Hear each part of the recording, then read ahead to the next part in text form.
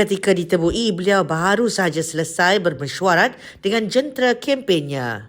Seperti biasa, kita mengikut jadual yang telah dirancangkan oleh ketiga-tiga DUN, terutamanya pengarah pilihan raya saya iaitu Yang Berhormat Dato' Haji Julahi selaku pengarah pilihan raya.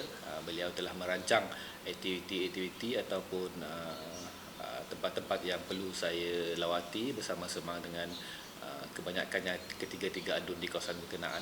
Saya tidak pernah terfikir sebelum ini dan saya hanya diberitahu saya kira dalam 4 ataupun 5 hari sebelum penerimaan watikah di Ibu Pejabat PUB.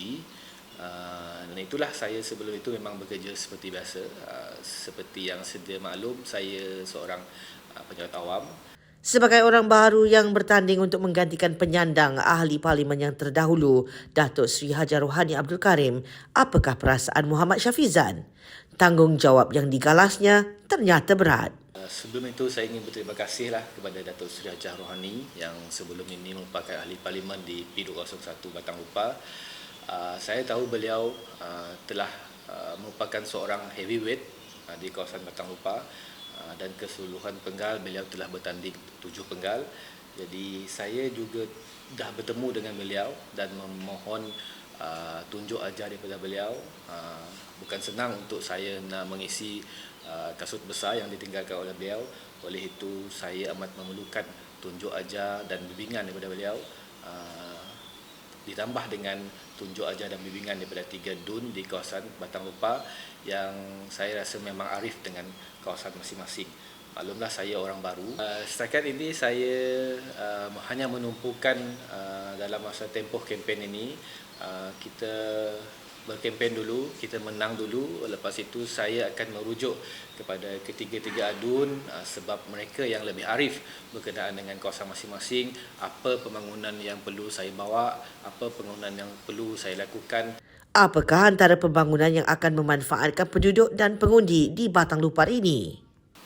Seperti yang kita maklum, kita ada jambatan yang tengah dalam proses pembinaan iaitu Jambatan Batang Lupar dan Jambatan Saribas di Pusak menghubungkan Meladin, Jambatan Batang Lupar menghubungkan Sebuyau dan Triso.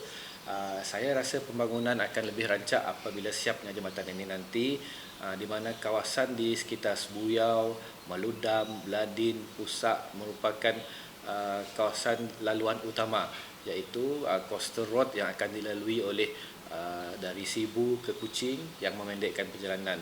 Harapan saya akan dapat membawa pembangunan yang diimpikan oleh rakyat.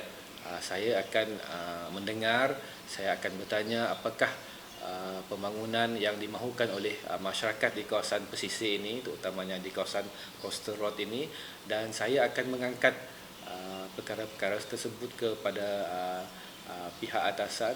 Seterusnya mohon untuk dibuat pembangunan yang diniatkan oleh rakyat di kawasan tersebut. Dua perkara pilihan yang akan diberikan keutamaan calon muda ini bila dipilih untuk menjadi ahli parlimen P201 Batang Lupar termasuk yang berkaitan pendidikan dan pembangunan sosial. Semoga perancangan Muhammad Syafizan akan menjadi kenyataan.